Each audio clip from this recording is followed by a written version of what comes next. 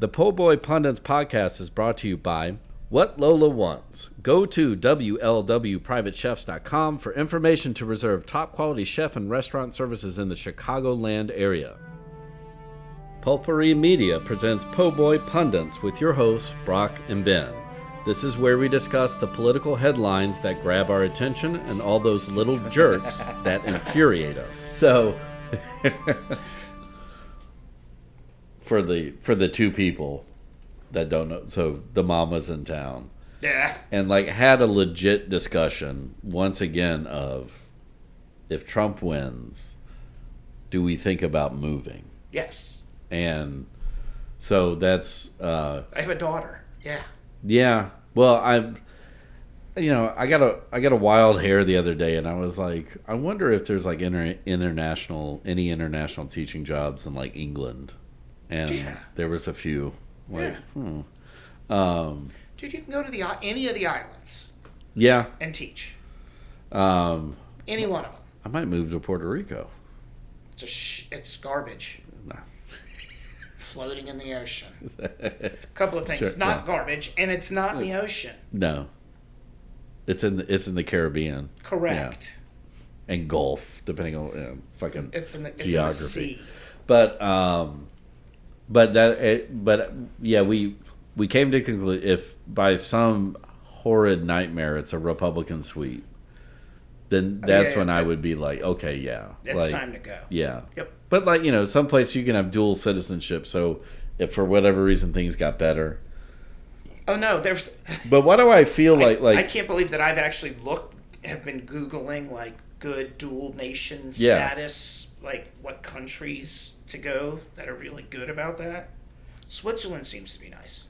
Sure, and it's neutral always. Correct. And it's beautiful. It's cold, but it's beautiful. Beautiful, yeah. Yeah. But just that idea. I hear that they always need bankers in Switzerland. Well, there you go. So. Yeah, but you got to do some shady. You be helping Nazis in Switzerland. Oh, why'd you have to say that? Because that's the truth.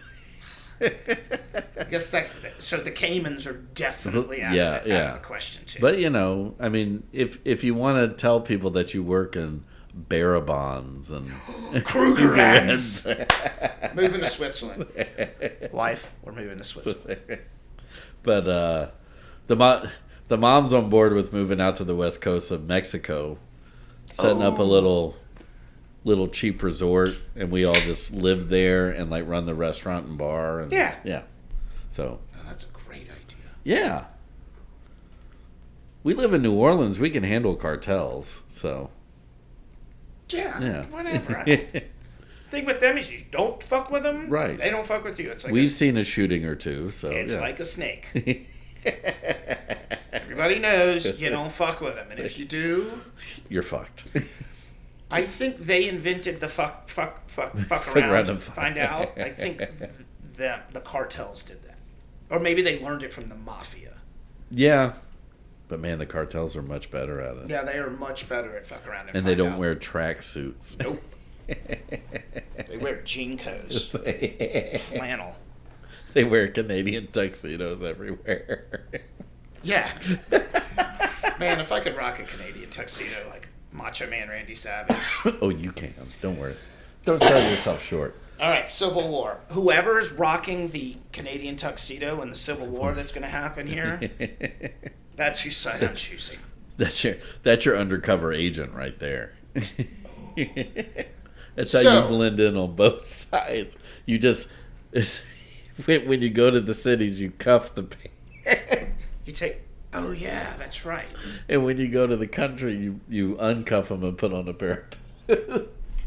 I would need... because in both cases, you would have to wear high socks. Yeah. Which is key. Apparently. There's a sock gap generation. Apparently, yeah. Whatever. If you wear socks... we're all fucked either way. If you wear socks above your ankles, you're a fucking maniac. Unless it's snowing. Violence tomorrow night. Yes, no. Over under. We're gonna get somebody in some town. We've already had a kid with a machete at early voting booths. I wouldn't doubt that we get, some group shows up with some guns. That's what I'm saying. And we've already seen a fist fight. Yeah. Where the poll worker, by the way, you saw that video? Uh-uh. Where it was a guy who had a Trump hat on, and they were like, no, and he voted, and he put it back on, and then they started shit, and they were pushing and shoving. Of course, yeah. The poll worker's the one who got in trouble, not him. Because I think the poll worker pushed first, maybe? Was it high school? I don't know. But so what I guess the point I'm making is we're already starting to see a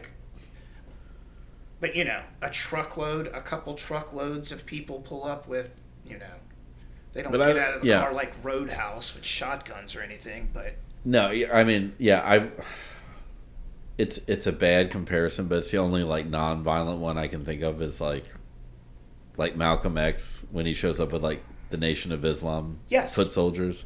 And they just intimidate the fuck out of people. I could see that happening. Right. I don't think anybody's going to show up and start shooting, but violence, I think, would break out once a winner was declared, and if it's not the one that the militias want, then they march on state houses. Yeah, or because they'd be dumb to try and do Washington again. Right. Yeah. They'd be. Because my bet is, you're gonna. State National Guards are going to be on alerts, and I think they already are. Yeah, and then DC is going to be Biden. And we've talked about it, that we've been through this, so we know what to kind of expect. We're not going to get caught. Plus, Trump was in office at that point. Yeah. So he was doing nothing.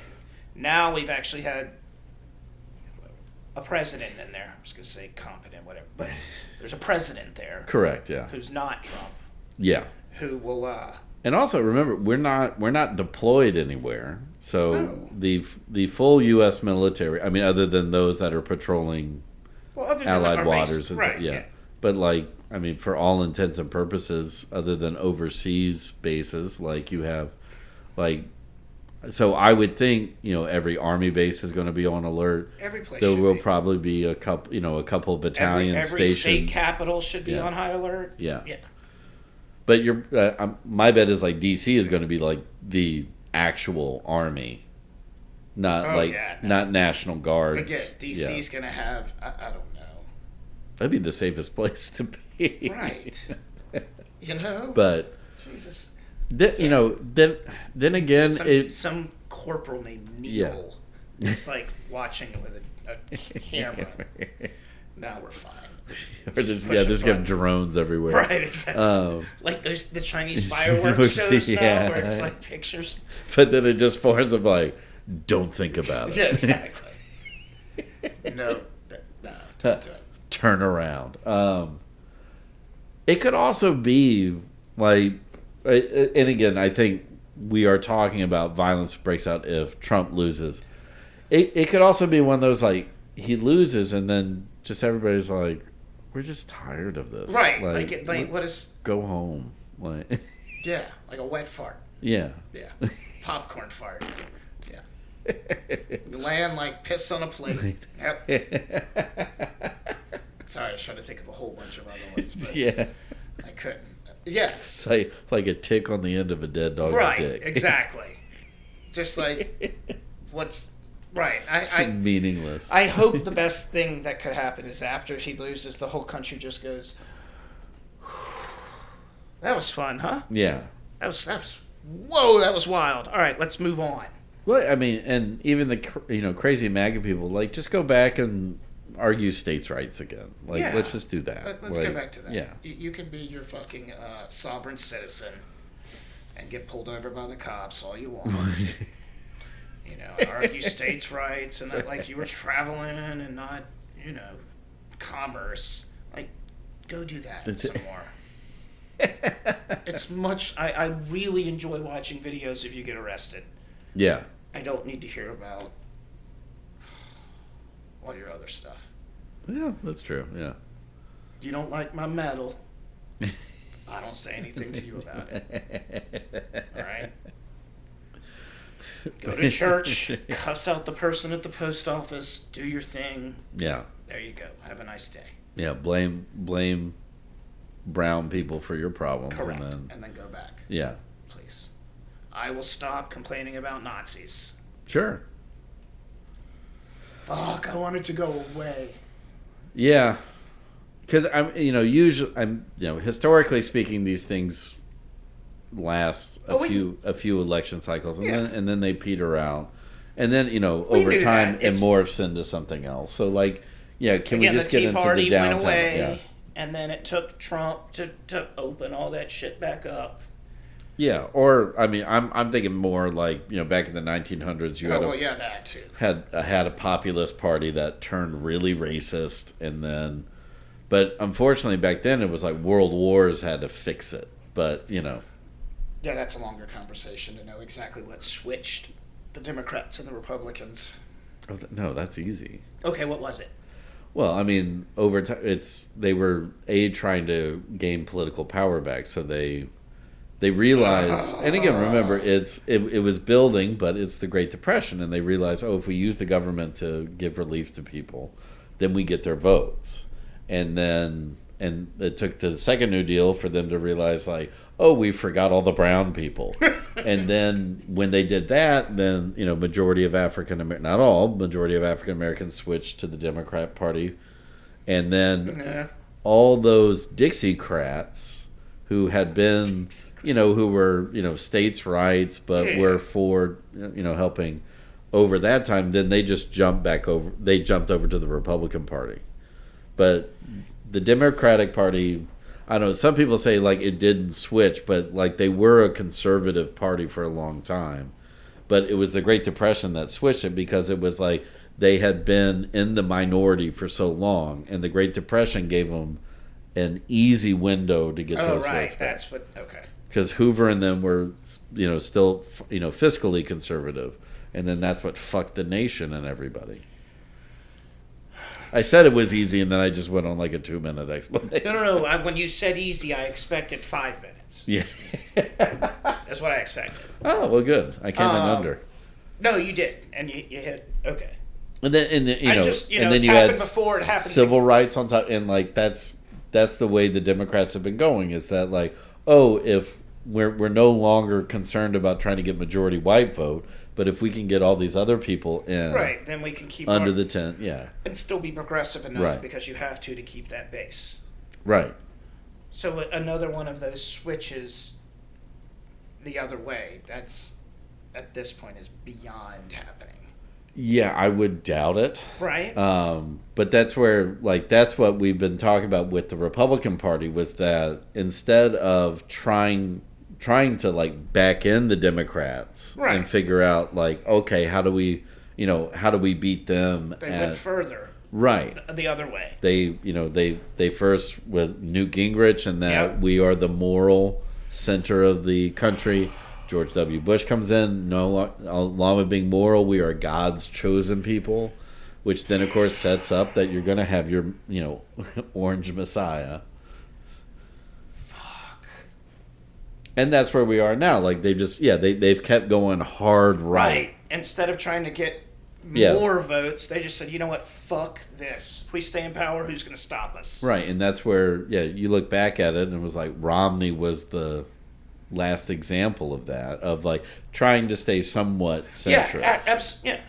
And then, but now, everybody that they trot out, Senate, House. I guess the guy from Chicago, the Republican, something. Oh, Kinzinger. Yeah. Yeah. His name is so close to the other shit-face's name that I'm scared to say it.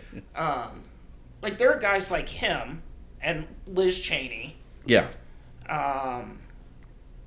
Which again is... God, how many are left?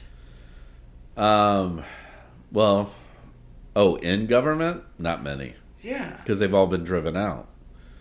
So, those are the only two that I can think of. And they're no longer... Bernie. The following segment has been brought to you by Whatever Lola Wants. Go to WLWPrivateChefs.com for information to reserve top-quality chef and restaurant services in the Chicagoland area.